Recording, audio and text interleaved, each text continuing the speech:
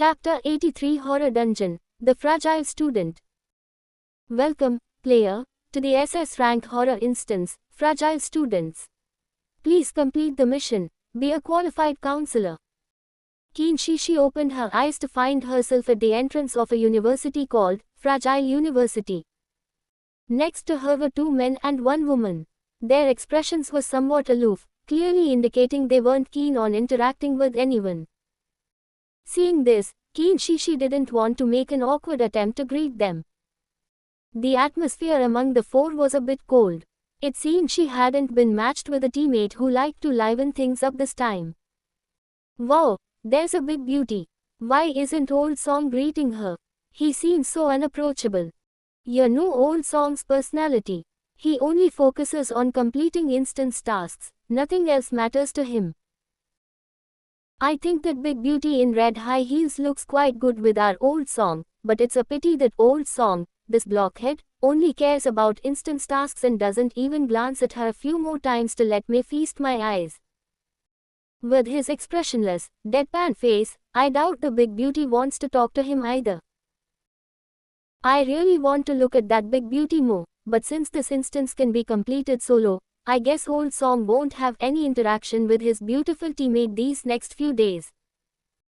Just then, a tall, thin middle-aged man wearing glasses appeared. The middle-aged man stood before Keen Shishi and the other players, a sinister smile on his pale face. You must be the new counselors we've hired for Fragile University. I am the school's principal. His somewhat murky eyes behind his glasses gave off an uncomfortable feeling. After scanning the four players, he took out four phones and distributed them. Keen Shishi took the phone, and the principal smiled and said, "You will each manage students from 4 different academies. As counselors for our university, your sole mission here is to solve the problems encountered by our university students." With that, the principal began assigning academies to the 4 players. Keen Shishi was assigned to the Performing Arts College. Then, after the principal showed them around the school, he led them to the counselor dormitories. Along the way, only the principal spoke, and he thoughtfully introduced them to the details of their work. Each counselor would manage one academy, without interfering with each other. The phones given to the counselors contained the contact numbers for relevant school departments, group chats for counselors, and group chats for their respective academies' students. They could contact whoever they needed. Counselors must answer calls. Those calls would come from students in their managed academies who were experiencing difficulties. The principal also specifically emphasized that they must answer promptly and resolve the students' problems. Otherwise, if anything happened to a student, the counselor would bear inescapable responsibility, and those students would come to communicate and talk with the counselors in their own way. The principal led Keen Shishi and the other 3 to a grand-looking apartment building, guiding them to their respective luxurious single-room apartments.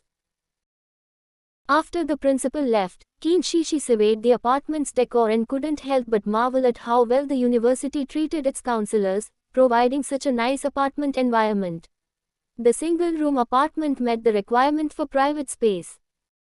Keen Shishi comfortably stretched her limbs on the bed, lying like an old salted fish, scrolling through the phone the principal had given her. Counselor Work Chat Group. Performing Arts College 2010 Class Message Group. Security Office Phone. Surveillance Room Phone. ... After understanding the contacts and group chats available on this phone, Keen Shishi scrolled through it somewhat idly. Unfortunately, this phone had no entertainment software, and the necessary software was already downloaded. Beyond that, players could not download any other software using this phone. Keen Shishi placed the phone on the small table beside the bed, deciding to take a short nap. As soon as she closed her eyes, she felt a familiar and warm body press close to her. Jiang Yi's warm breath scattered across Keen Shishi's neck. Just as he was about to get closer, Keen Shishi slowly opened her eyes, reflecting him in her beautiful pupils. Jiang Yi raised an eyebrow, leaned in, his fervent gaze falling on her delicate lips, making Keen Shishi's heart pound like a drum. Jing Gi, whom she hadn't seen for days, always appeared suddenly to surprise Qin Shishi. The man who usually clung to her now carried an alluring aura. He curled his lips lazily, making his already fervent gaze even hotter and more searing, and his restless hands began to incessantly pluck at Qin Shishi's heartstrings. Qin Shishi smiled as she watched Jing Gi lean in close to her, completely enveloped by his presence. Every one of her senses was heightened. Jing Gi's hand slid gently from bottom to top, until it reached Qin Shishi's slender, fair neck. His long fingers, with just the right amount of pressure, pinched the skin on the side of her neck. His thumb gently rubbed, sending an electric current through her. Her scalp tingled, and her body trembled for a long while before she spoke. Gwai tilde stop teasing. I. Qin Shishi's voice was soft and gentle, her tone like a mix of complaint and coquetry, making Jing Gi's heart tremble. His eyes darkened, and the large hand on Qin Shishi's delicate skin suddenly paused, the knuckles of his fingers slightly whitened. The room exuded an atmosphere of love. The soft, sheer draped bed was where the two would succumb. A gentle breeze blew, causing the gauze curtains to flutter, like angels' wings bringing them blessings. Qin Shishi was woken by the ringing of a phone. She stretched out a fair, jade-like arm from the pristine white duvet, her slender, spring onion-like fingers reaching for the phone on the table and answering it. Hello, who is this? Qin Shishi's lazy, sleepy voice clearly made the person on the other end pause, then a young male university student's voice came through the phone. Teacher Qin, I'm Geng Mungs from Class 3, 2010 grade, Performing Arts Department. I used a shoelace to lower myself from the 4th floor of the male dormitory building and seem to have injured myself. It hurts a lot now, and I'd like to ask you to take me to the hospital. Upon hearing this, Qin Shishi's sleepiness vanished. It was time to get to work. Alright, Geng Mungs, I understand your situation. Wait for me where you are, I'll be right there. No sooner had Qin Shishi finished speaking than Geng Mungs on the other end of the line curled his lips in a strange smile and said, Alright, teacher, I'll wait for you right here. After ending the call, Qin Shishi dialed 120 for emergency services. Then she started looking for her clothes.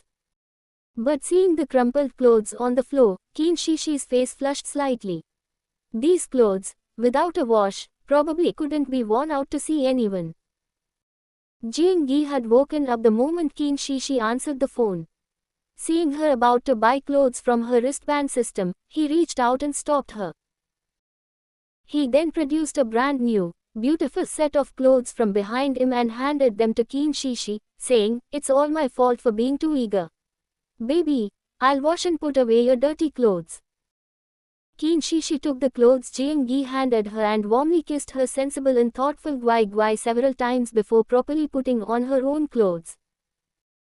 For which college are you two from? When Qin Shishi and the invisible Jing Gi appeared downstairs at the male dormitory, they saw a fair-skinned, tall, and thin boy sitting on the ground by the dormitory entrance, surrounded by many students who weren't in class and were watching him. Geng Mungs, how are you feeling now? Is there anywhere you are uncomfortable? Qin Shishi pushed through the many idle students who were enjoying someone else's misfortune and quickly squatted in front of Geng Mungs, asking with concern. The moment Geng Mungs saw Qin Shishi again, his eyes lit up, and a blush actually crept onto his face. He was so shy that he didn't quite dare to look Qin Shishi directly in the eyes, stammering, I'm fine. It doesn't hurt as much now, only my left leg can't move. Teacher Qin, could you help me to the hospital to get it checked? As he finished speaking, Geng Mungs' face reddened even more, and he looked at Qin Shishi with a strange expectation in his eyes. Jing Gi was very familiar with that shy yet expectant gaze. Invisible, he wished he could manifest his physical form directly and block the sight of this boy, who hadn't even fully matured yet, but was already eyeing his wife. He pouted, watching reluctantly, and said nothing. There was nothing he could do. His wife was currently enduring hardship in this horror instance for his sake, so he naturally wouldn't make his wife, who was currently clearing an instance, feel awkward just because he was jealous of this foolish male university student, Geng Mungs. Qin Shishi observed Geng Mung's condition and deduced that he was fine. At least his mind was clear, and he knew how to describe where it hurt. She breathed a sigh of relief and comforted Geng Mungs, saying, "Don't worry. The teacher has already called an ambulance. It's safer and more secure to have medical personnel help you, and it also reduces the probability of causing secondary injury." This was how a counselor, whom Qin Shishi had coincidentally met during her university days, handled an injured student.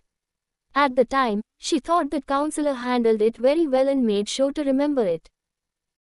Hearing this, Geng Mungs, who was sitting on the ground, was stunned.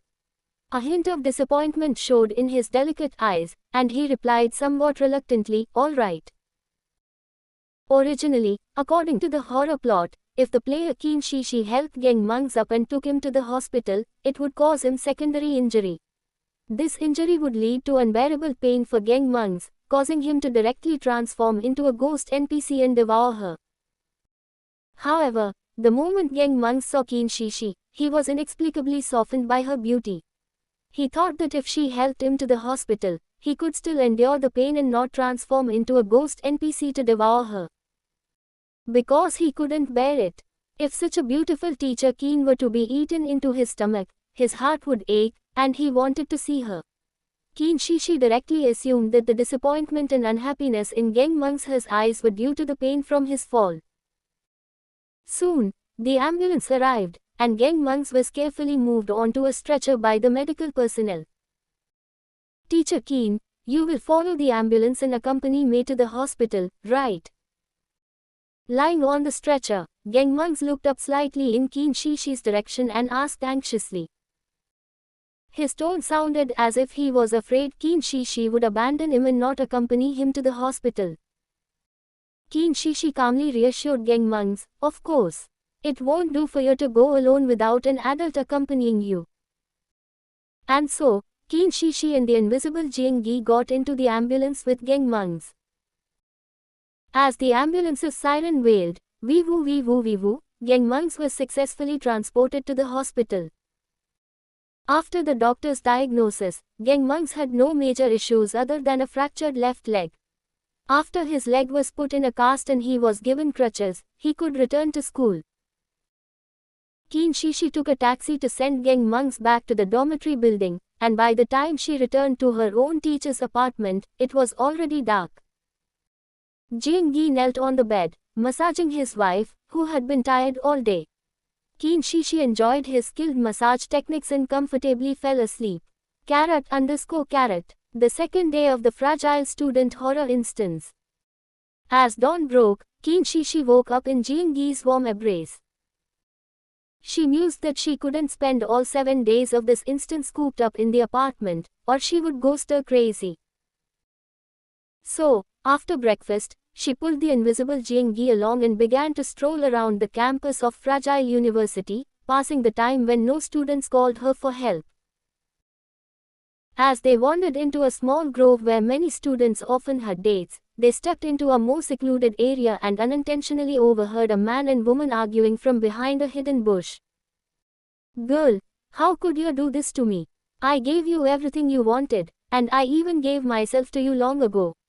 Why did you cheat?" "Boy, how am I cheating? I just want to give a warm home to girls who lack love, like you, so they can also feel the nourishment from a boyfriend. What did I do wrong?" "Girl, you are shameless. Don't you know I'm pregnant?" "Boy, whether you're pregnant or not, what does it have to do with me? You did it voluntarily. If you don't want it, just get rid of it. Don't keep crying and clinging to me.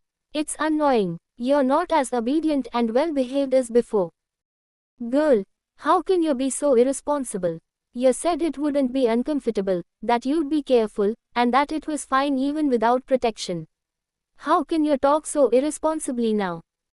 "Boy, I did say it was fine, but that meant it had nothing to do with me. If you didn't insist, how can you blame me? Besides, it's not my stomach that's pregnant now. I'm only responsible for my own body. It felt good at the time, and you felt good too. Why are you being unreasonable with me now? Girl, I'm being unreasonable. You big scumbag. You lied to me. Your sweet talk. Woo woo woo woo. Kinshishi saw the faces of the boy and girl through the gaps in the leaves in front of her. Remembering what the principal said about each managing their own college's affairs, she still called out to the couple. Which college are you two from? As soon as Kinshishi's authoritative voice fell, the boy and girl, who had been arguing endlessly, were so scared that they quickly took off running. Kinshishi quickly chased after them to ask if they were students from her college.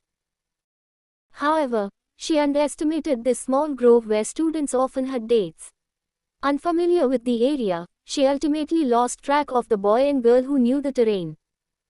Ugh, you're two little rascals. I wasn't that fast on my feet when I was in college.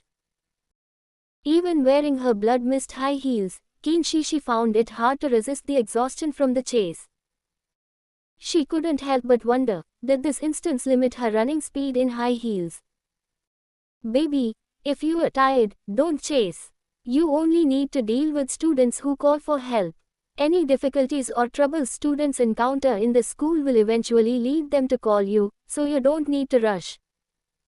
Jiang-gi was clear about the rules of this instance, which was why he spoke unhurriedly. He picked Kinshishi up by the waist and slowly walked to a stone bench to rest. How did you run with me for so long without even breathing heavily? Is your stamina really that good? Kinshishi leaned against Jiang-gi's chest, listening to his steady, rhythmic heartbeat, and couldn't help but ask in confusion. Chapter 85 is indeed a very interesting dungeon. Baby, my feet weren't on the ground, I flew to chase them. You were too focused on chasing them and didn't notice. Jiang-gi replied to Kinshishi's confusion with a hint of amusement. Kinshishi, suddenly, I think it would be great if I had a flying skill. As long as I don't fly too high, I won't be afraid of heights. As the phone in her pocket rang, Kinshishi's work task for the day arrived. Teacher Keen, I'm Wang Huakai from Class 5, Grade 2010. I suspect my roommate, Ma Dellen, has been tricked into a pyramid scheme. He hasn't returned to the dorm since the day before yesterday, and he just called saying he's making big money outside and wants to pull me in. He asked me to transfer 50,000 yuan to him so I can join him. A calm male voice came from the other end of the phone. Alright, Student Wang, wait for me downstairs at the dorm. I'll be there right away. After Kinshishi hung up, she immediately called Uncle Police. Before Uncle Police arrived, Kinshishi took the invisible Jiang-gi to the male dorm building first. As soon as she arrived downstairs at the dorm, seeing so many male students, Kinshishi shouted to find out who Wang Huakai was, who is Student Wang Huakai. At this, a well-mannered male university student wearing black-rimmed glasses waved his old phone at Kinshishi and ran over, saying, Teacher, I am Wang Huakai. Student Wang, how are you sure your roommate has been tricked into a pyramid scheme? Kinshishi asked him calmly. Wang Huakai held up his old phone and shook it in front of Kinshishi, saying, Ma Dellen knows my family went bankrupt last year, so there's no way I could come up with that much money. He's probably been brainwashed. Kinshishi, so, how did you respond at the time? Wang Huakai, I said I didn't have 50,000 yuan in my card, but my family had 50,000 in cash, and I told him he absolutely had to let me join and make money together. Afterwards, he sounded very excited and told me to bring the cash and come find him within 6 hours at JJ Point on XX Road, TT Street, or I'd lose the opportunity. Hearing this, Kinshishi speculated, if student Ma Dellen, who was tricked into the pyramid scheme, wasn't rescued within 6 hours, he might turn into a ghost NPC. Student Wang, when your roommate Ma Dellen called you, did your phone automatically record the call? Yes, teacher. Excellent. Later, you'll submit the recording to Uncle Police. I believe they will definitely be able to rescue your roommate. Soon, Uncle Police arrived, and after analyzing the recording, they quickly dispatched officers. Qin Shishi, along with Wang Huakai, followed them. Upon reaching the destination, Wang Huakai stood alone with a black plastic bag and called Ma Dellen. In less than 10 minutes, Ma Dellen appeared, accompanied by two tall men behind him. After confirming the safety of the hostage, the Uncle police rushed out with lightning speed and apprehended the three individuals, including Ma Dellen. Ma Dellen looked bewildered, struggling and saying, "What's going on? We are law-abiding citizens. Why are you arresting us? We are doing legal things." Qin Shishi, hearing this up close, couldn't help but rub her face. It seemed Ma Dellen had been deeply brainwashed. Ma Dellen, who was taken to the police station, was brought back to school by Qin Shishi after being educated and sobered up, as the first person he tried to deceive after being brainwashed was his roommate, student Wang Huakai, and he didn't succeed. Qin Shishi was quite surprised that this matter was resolved so easily. However, just when she thought that was her only task for the day, another call came in. After Qin Shishi answered, it was the police calling. They said a male student from their college had been arrested for soliciting prostitution. Upon hearing this, Qin Shishi took a deep breath and quickly hailed a taxi to the police station to bail him out. It was already evening when she returned. She had just laid down on the bed to rest when another call came in. The student on the other end of the phone anxiously said, "Teacher Qin, my phone fell into the toilet." Qin Shishi was silent for a second and said, "Are you asking me to come and fish it out for you?" The student on the other end continued, "Can't the teacher come and help me retrieve my phone?" Qin Shishi was speechless. Jing Yi, who was beside her, couldn't help but chuckle twice. After Qin Shishi shot him a glance, his expression became serious. Qin Shishi held her phone, her smile not reaching her eyes, and said, "Student, the teacher will now teach you a method to save your phone. Listen carefully." "Okay, teacher, I'm listening now." Put the hand that isn't holding the phone into the toilet, grab the phone, and then slowly pull it out. "Okay, teacher, I've got it out." After ending the call, Qin Shishi couldn't help but ask Jing Yi in confusion if the three incidents she encountered today were really resolved so easily. Jing Yi nodded, holding Qin Shishi as they lay on the bed, and said, "If you had handled the first two incidents too late, those two students would have turned into ghost NPCs. For the last incident, if you had made a big deal out of it and gone to the dorm to help him pick up his phone, being too compliant with him, then he would have turned into a ghost NPC waiting for you in the toilet." So, many of the previous failed players were caught off guard, being too compliant as counselors, and were eaten by ghost NPCs when they went to help that student pick up his phone from the toilet. Intersection P_P, superset become a frog. Fragile Student Horror Instance, Day 3. Qin Shishi received another distress call from gang monks early in the morning. After calling an ambulance, she rushed to the male dorm building. She saw gang monks sitting on the ground with his left leg in a cast. Qin Shishi quickly walked over to ask him, "Student gang monks, how are you doing now? How did you fall and get injured again?" Gang monks blushed at Qin Shishi's question and stammered, "Teacher Qin, I used my shoelace to lower myself from the 4th floor and fell and got injured." Qin Shishi was full of confusion upon hearing this. "How is this the same reason as your first injury?" Gang monks buried his head even lower, explaining somewhat sheepishly, "Because I didn't believe in evil, I thought I could succeed this time, but I didn't expect." Qin Shishi, the invisible Jing Yi couldn't help but laugh out loud, but no one except Qin Shishi could hear him. Qin Shishi suppressed the urge to laugh, which Jing Yi had brought on, and comforted gang monks, saying, "Don't worry, teacher has thoughtfully called an ambulance for you again this time." Soon, the ambulance took gang monks to the hospital again. According to the doctor's diagnosis, gang monks' right leg was also fractured. This time, after the doctor put a cast on his right leg, he didn't give gang monks crutches but directly arranged a wheelchair for him. Jing Yi looked at gang monks in the wheelchair with a look of schadenfreude, thinking, this instance is indeed quite interesting.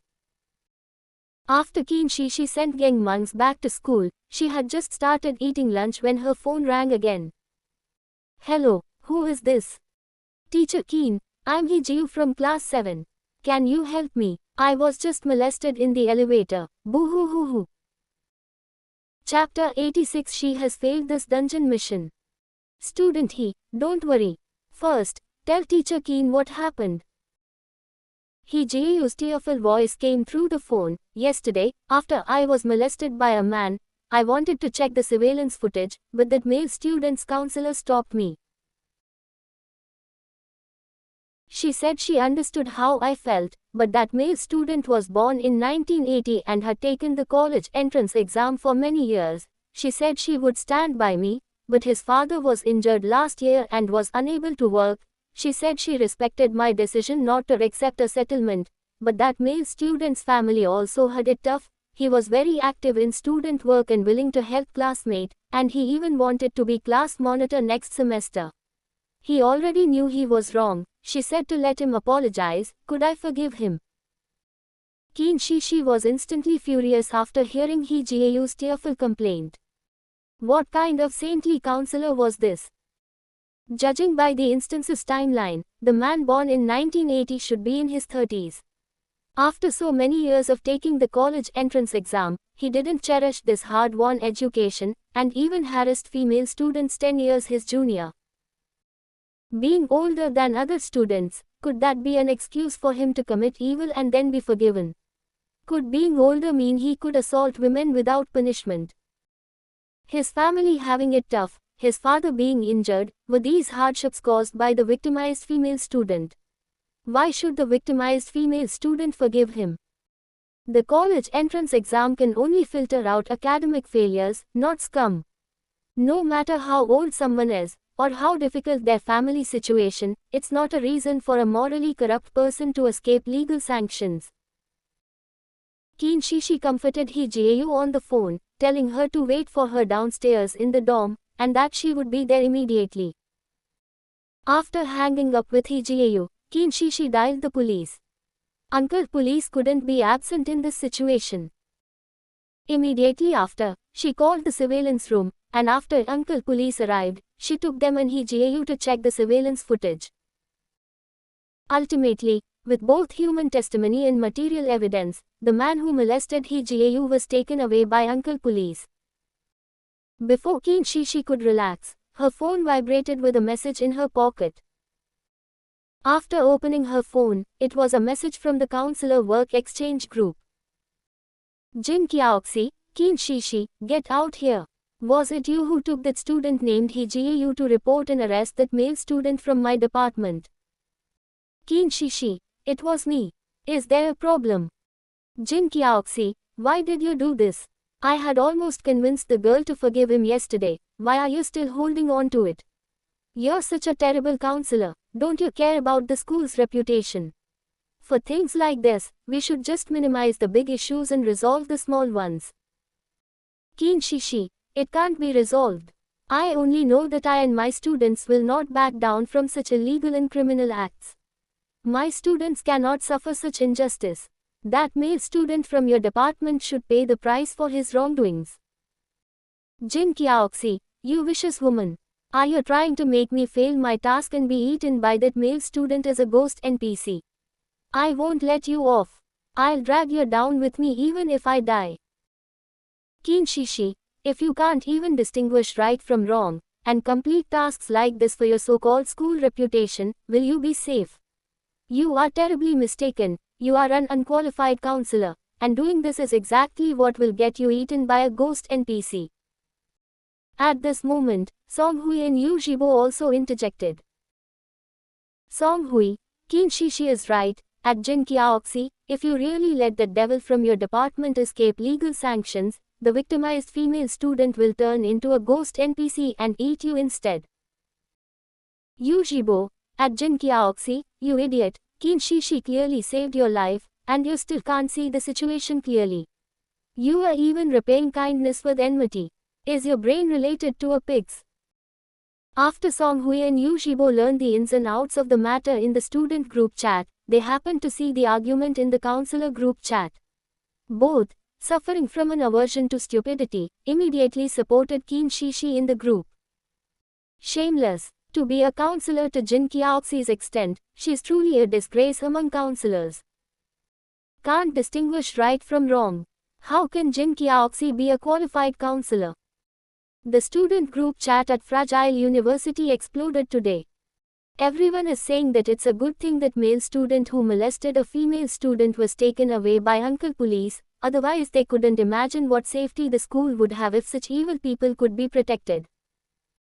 Exactly, if it were handled like Jin Qiaoxi suggested, such incidents would only happen endlessly. After all, evil people would know the school's attitude, and for the sake of reputation, they would definitely protect them, so they could do whatever they wanted before graduation. So her name is Qin Shishi. Beauty Shishi did a great job. We can't let the cost of bad people committing crimes get lower and lower. Bad people must receive the punishment they deserve to warn those with criminal intentions and prevent the next innocent person from being harmed. Old song, why can't you scold her like Yu Jibo did? People like her won't wake up without being scolded. It's a good thing this instance doesn't involve much cooperation, otherwise I really couldn't stand Old Song having to do tasks with such a morally twisted teammate. Sooner or later, she'll get him killed. The person upstairs is right, it's best to stay away from people with twisted morals, otherwise something will happen sooner or later, and they might even drag others down with them. Jin Qiaoxi didn't dare to speak after being called out by the other two male players. Qin Shishi asked Jiangyi, who was beside her, Guai, if I hadn't handled this matter promptly, what would have been the consequences?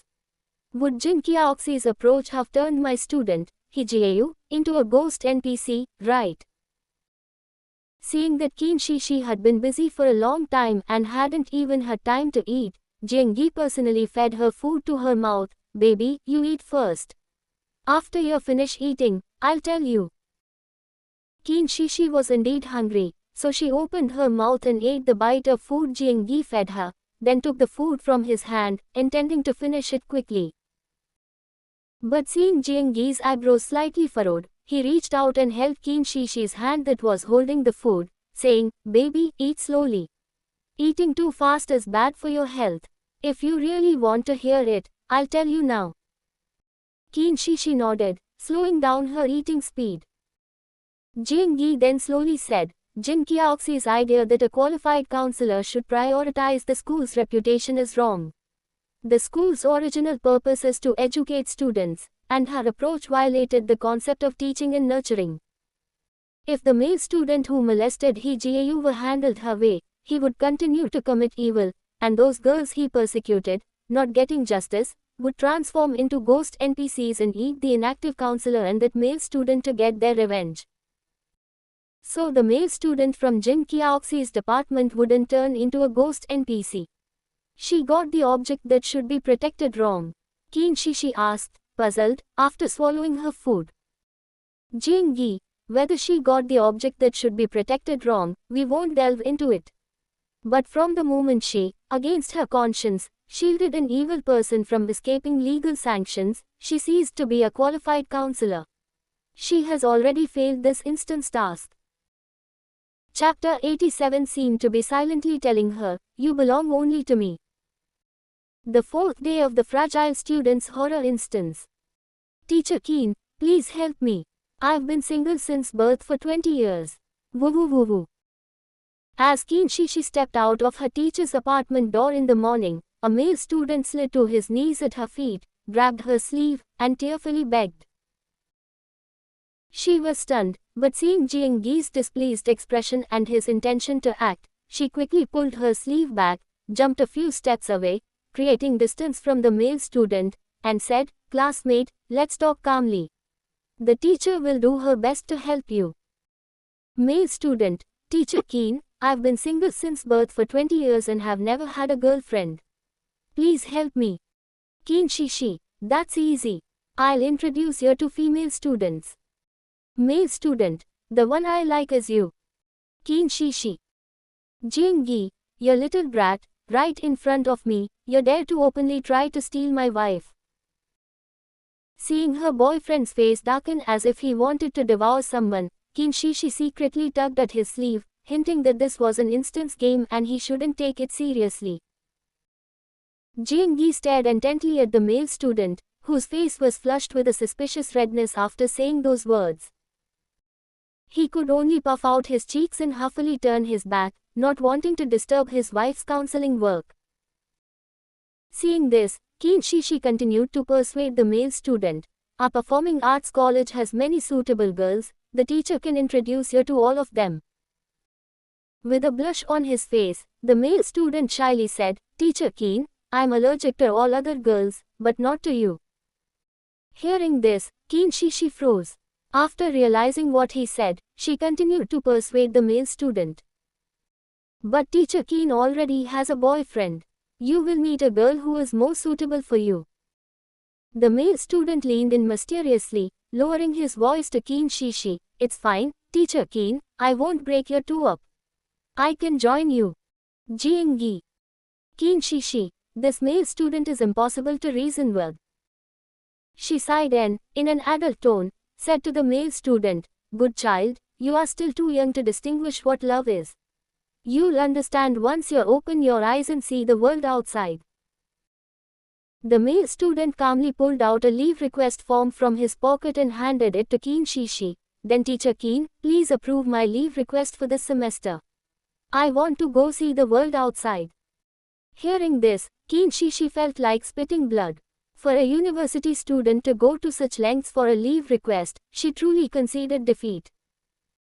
All right, she herself had been a university student. Qin Shishi finally made a compromise with the male student. To avoid delaying his studies, a leave request for an entire semester definitely couldn't be approved, but a few days leave could be.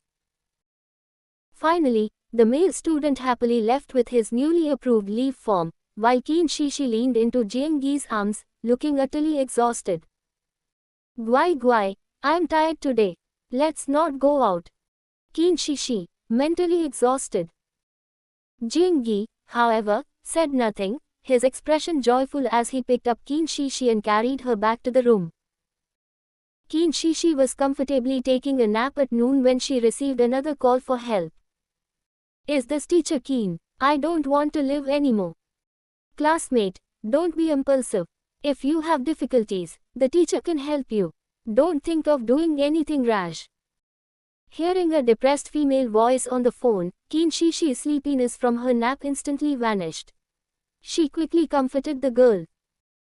The sad voice of the girl on the other end of the phone said, Teacher, my boyfriend cheated on me with my best friend. He said if he doesn't love me, he doesn't love me anymore. I don't want to live, woo. Qin Shishi, classmate, life is your own. No one is worth your giving up your life. Never entertain the thought of suicide. Girl, but there's no meaning in my life anymore. I can't win his heart back, and I don't want to watch him and my best friend together. Qin Shishi, classmate, stay away from scumbags, cherish life. A four-legged man would be a deformed one, so let's not want him, okay? Don't hang yourself on one crooked tree for him. Our performing arts college has plenty of handsome guys. Your good fortune is yet to come. Where are you? The teacher will take you to a good place. Once you've been there, you won't want to commit suicide anymore. Girl, I'm in the girls' dormitory building. After hanging up the phone, Qin Shishi rushed to the girls' dormitory building to find the girl who wanted to commit suicide. After Qin Shishi brought the girl to the boys' dormitory building of the Performing Arts College, she began to give the girl advice. Look, that cute, little puppy, type, that cold and aloof, iceberg, type, that gentle-looking, warm guy, type, so many handsome and wonderful male university students. Are you really going to give up such a beautiful landscape of handsome men just for one scumbag? Qin Shishi said, pointing at the handsome male university students coming and going below the boys' dormitory building, to the female student who wanted to commit suicide. Seeing the girl's eyes widen, Qin Shishi knew she had succeeded. It wasn't in vain that she had run back and forth to the boys' dormitory building so many times before. It was a good thing she was assigned to the Performing Arts College, otherwise, she wouldn't have known where to take the female student to a place where all she could see were handsome men. Qin Shishi continued to give her encouraging words. Classmate, you still have such great youth ahead of you, why be infatuated with a pile of dung? Open your eyes and look at those male university students outside the boys' dormitory, who have been single since birth for 20 years and are young and vibrant. Don't you feel a flutter in your heart? The girl swallowed, her eyes shining. Okay, teacher, I understand what you mean. I will work hard to give all these male university students a home.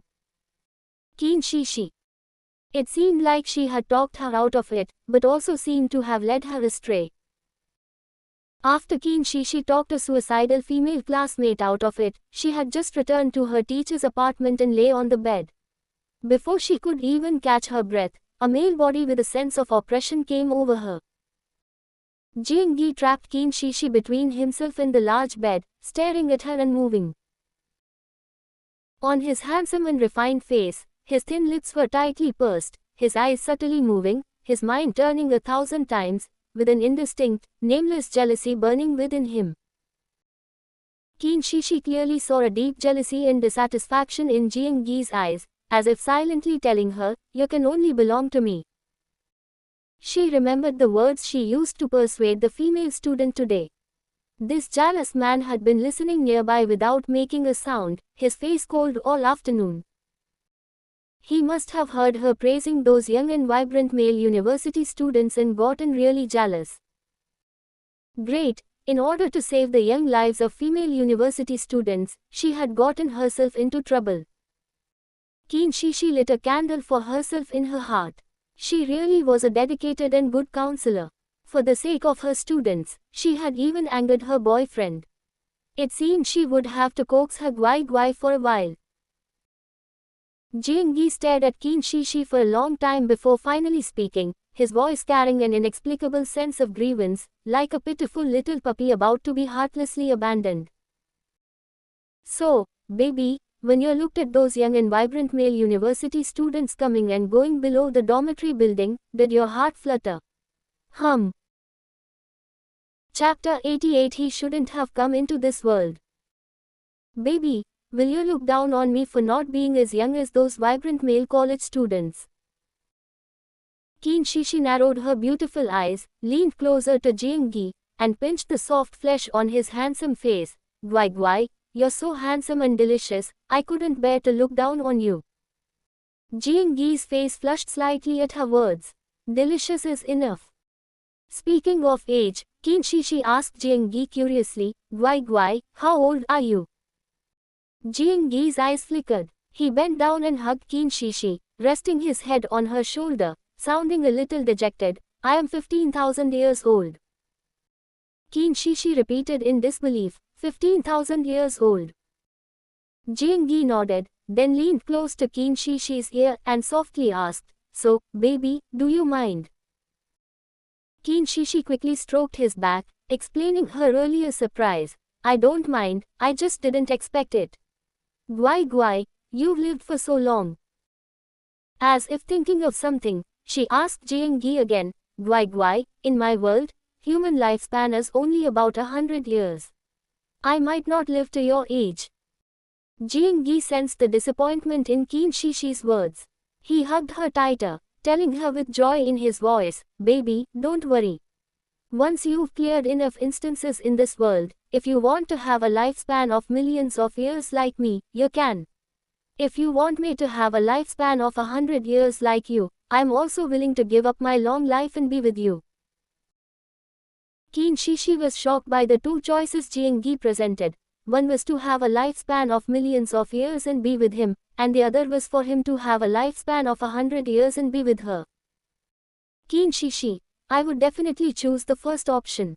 I don't want to be a modern-day Dong Yong, nor do I want Jiang Yi to give up his immortal body for love and become a mortal like the seventh fairy. That's too brainless. Since we can have it, why make the person I love give it up? Qin Shishi immediately told Jiang Yi her choice. Guai, I choose a lifespan of millions of years to be with you forever. I don't dare to bet whether we'll have an afterlife after 100 years, or whether we'll be together in an afterlife. I just want to be with you forever in this life. ... Carrot carrot. Carrot_carrot. Fragile Student Horror Instance Day 5. Keen Shishi woke up in the early morning before the sun had fully risen. She was now rushing towards the girls' dormitory. She had received a call from a female student at the academy early in the morning. She said she found a newborn baby, still with its umbilical cord, in the large dumpster downstairs from the girls' dormitory, and now she didn't know what to do. When the newborn baby was mentioned, Keen Shishi immediately thought of the male and female students she and Jiang Gi had chased in the small woods that day. The girl had mentioned she was pregnant at the time. But the girl's clothes were very loose then, and Keen Shishi couldn't tell how big her belly was, nor could she be sure if the baby found today was hers. So, she decided to rush to the dormitory building first to check the situation. When she arrived at the girls' dormitory building, a crowd of female students was gathered downstairs, whispering and discussing. Keen Shishi and the invisible Jiang Gi pushed through the crowded female students to the center, where they saw the baby mentioned in the call lying weakly on the ground. A kind-hearted female student had already picked the baby out of the dumpster and thoughtfully wrapped him in clothes before placing him on the ground. The baby was wrapped in soft cotton clothes, his tender face still stained with blood and dirt, his complexion somewhat purplish, and his breathing faint. Seeing this, Keen Shishi found Sanjia, the student who called her, to understand the general situation before the uncle police and ambulance she called arrived. Sanjia, a little scared, pointed at the baby on the ground and explained to Keen Shishi, "Teacher Keen, yesterday was my dorm's turn to clean, and because it was too late, I chose to take out the trash when I went to class the next day. I never expected to find a living baby in the dumpster. I initially thought it was just a kitten." Keen Shishi nodded and stepped forward to gently pick up the wrapped baby from the ground. The poor little baby was cruelly thrown into the dumpster by an immature mother. Keen Shishi herself was an orphan. She didn't know if she had been abandoned by her parents. Fortunately, she met a very kind dean's mom, orphanage director mother, and growing up under her careful care, she no longer dwelled on her birth parents but always looked forward. Looking at the little baby in her arms who hadn't even had a chance to open his eyes, Keen Shishi felt very complex emotions. Jiang Gi put his arm around Keen Shishi's shoulder, frowning slightly as he looked at the baby in her arms, not speaking. Wee woo tilde. At this moment, the police car and ambulance Keen Shishi had called earlier arrived simultaneously. After handing the baby in her arms to the medical staff, Keen Shishi accompanied Sanjia to give statements to the uncle police. Once Sanjia left for class, Keen Shishi accompanied the uncle police to look for clues. According to the medical staff's examination of the baby's vital signs, it could be roughly determined that this baby was born after 9 o'clock last night. Keen Shishi then accompanied the uncle police to interview students from the suspicious time period and investigated relevant surveillance footage to check for suspicious individuals. During a morning of investigation and interviews, no useful eyewitnesses were found, but surveillance captured the female student who abandoned the baby. The police ruled out most of the students who had classes yesterday and then narrowed down the female students who had the time to commit the act. Because the female student captured on surveillance was wearing a mask and hat, making her face unclear, and she did not immediately return to the dormitory building after abandoning the baby, it would take some time for the police to identify her. Keen Shishi did not mention the male and female students she saw that day to the police, because the height of the baby's mother that uncle police was investigating did not match the height of the female student Keen Shishi had previously suspected. Carrot. Fragile Student Horror Instance Day 6. After an all-night effort by the police, the mother of the abandoned baby was finally found to be Zhu Shuya from Class 1, Grade 2010 of the Performing Arts College. Facing police questioning, Zhu Shuya still refused to speak. The father of the child is still unknown, and it is unclear under what circumstances she became pregnant with this child. As a counselor, Qin Shishi also had a terrible headache. She had never encountered such a situation before. When the medical staff brought in the cleaned baby, Zhu Shuya's reaction was very violent. She rushed towards the medical staff holding the baby, wanting to snatch the child and throw him to his death. Her pale, bloodless face was full of madness, and she yelled, "Why did you save him? He shouldn't have come into this world. I should have strangled him and then thrown him away. Give me the child. Don't stop me, give me the child." Fortunately, the uncle police quickly restrained Zhu Shuya, preventing the baby from being harmed a second time by his own mother. After the two medical staff members protected the child and withdrew from the interrogation room, Zhu Shuya slowly calmed down. Chapter 89. I am not willing to waste my time on rotten people. Seeing Zhu Shuya calm down, Qin Shishi asked with a complex mood, "Why didn't you abort him when he could have been aborted, but instead chose to abandon him after he was born?" Zhu Shuya was helped to a chair and sat down, and then began to remain silent again, burying her head and staring straight at the table in front of her with empty eyes. Seeing this, Qin Shishi sighed and went out to call Zhu Shuya's parents. As for questioning Zhu Shuya, the police sent a professional interrogator. Professional matters should be left to professionals. After Qin Shishi notified Zhu Shuya's parents, she sat outside the interrogation room waiting for news. Qin Shishi felt for the first time that this matter was difficult to handle. Perhaps what teachers fear most is encountering students who are unwilling to confide in their difficulties, eventually leading to disaster. And what students fear most is not receiving a fair answer and resolution after speaking out. Soon, the police found out the reason why Zhu Shuya did this. 8 months ago, Zhu Shuya was forced by her 3 roommate B to attend a social gathering at the music academy.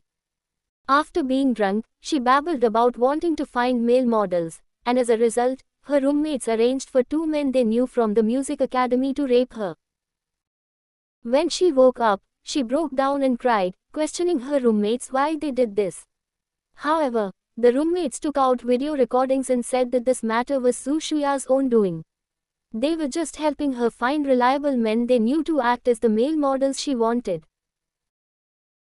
Given that the 2 men's families were powerful and influential, and the roommates were holding videos of Zhu Shuya drunkenly asking for male models and being violated, Zhu Shuya could only grit her teeth and swallow the bitterness. She didn't expect to get pregnant. When she realized something was wrong and went to the hospital for an examination, the doctor said it was too late in the pregnancy to abort. Her family's financial situation was not good, and she couldn't afford the abortion fees. She didn't dare to tell anyone about this, especially not her parents, so she could only choose to give birth to the child herself and then abandon him without anyone knowing. Hearing this, Qin Shishi felt extremely disgusted with those hateful male and female students. She looked into the interrogation room and saw that Zhu Shuya, having confessed everything, was already sobbing, slumped over the table. Jiang Yi stood beside Qin Shishi, his face showing no emotion, but his cold eyes were filled with the same anger as hers. There are always many evil people and deeds lurking in the dark, quietly fermenting. Once a dark corner is dragged into the light, those tainted by sin cannot escape unscathed.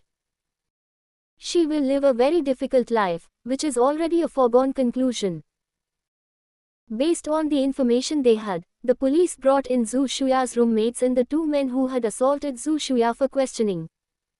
Inside the interrogation room. Roommate A, Uncle Police, we are all law-abiding citizens. Zhu Shuya herself said she wanted to find male models, we were just kindly helping her find 2 men. Roommate B, yes, and we also have evidence to prove that she was willing. Roommate B then had roommate C take out the audio and video they had recorded. In the video, a drunk Zhu Shuya did shout that she wanted to find male models with 8-pack abs, and roommate A and roommate B repeatedly asked her if she was serious. They received affirmative answers from Zhu Shuya, who was so drunk that she was barely conscious. As for the two men who assaulted Zhu Shuya, they also admitted that it was true. Although Zhu Shuya didn't know them, they liked her very much. When her roommates came to them with the video, they readily agreed. They even believed that everything they had done was legal. After all, they had the consent of the person involved, Zhu Shuya, and they had audio and video recordings as proof. It was a consensual affair, and they shouldn't be bothered afterward. Qin Shishi, who heard these words outside the interrogation room, was already so angry that her lungs were about to explode. They did it on purpose. Zhu Shuya's words, spoken when she was unconscious, were deliberately taken seriously by them. Afterward, they used the audio and video recordings to subtly threaten Zhu Shuya that reporting to the police would be useless, as it was just her own willingness, leaving her with no way to voice her grievances. Qin Shishi, how is it going? Are they still interrogating? Song Hui is the counselor of the Music Academy. He needs to deal with those two students from the Music Academy and notify their parents. Qin Shishi nodded and told Song Hui some of the interrogation content she had heard earlier. My God, these students have such a weak awareness of the law. How can the words of a drunk person be taken seriously? I think there's no problem. Why can't the words of a drunk person be taken seriously? My previous occupation before death was a lawyer, and today I will give you a good popularization of why it can't be taken seriously. Zhu Shuya was in a drunken state, and her behavior was not controlled by her personal will. The two male students had a relationship with the female student in her drunken state, which constitutes rape. Zhu Shuya's 3 roommates are accomplices, and their behavior is also a crime. Oh my God, this is the first time I've known this. It seems that my legal awareness is also very weak. I hope I won't be a legal illiterate like those idiots in my next life. Although I don't know much about most laws, I, as an ordinary person, also know what should and shouldn't be done. Their behavior is obviously wrong. They are too bad and have ruined the little girl. Soon, the uncle police who completed the interrogation took all the relevant students away. As for what kind of punishment the law will give them later, it is not for Qin Shishi and Song Hui to consider. Wee woo wee woo wee woo. Looking at the departing police cars, Qin Shishi felt inexplicably uncomfortable. They clearly had a great youth, but they had to test the bottom line of the law. So, in the end, is it the distortion of human nature or the decline of morality? Crispy Student Horror Instance, Day 7. On this day, Qin Shishi received an unexpected phone call. The girl on the other end of the phone was the girl she and Jiang Yi had chased in the school's small forest last time. Girl, Teacher Qin, I hesitated for a long time before deciding to make this call to you. I know you must have heard a lot of the content of my quarrel with my ex-boyfriend in the small forest last time. Qin Shishi asked her in a gentle and reassuring voice, Student, if you need help, I will do my best to help you.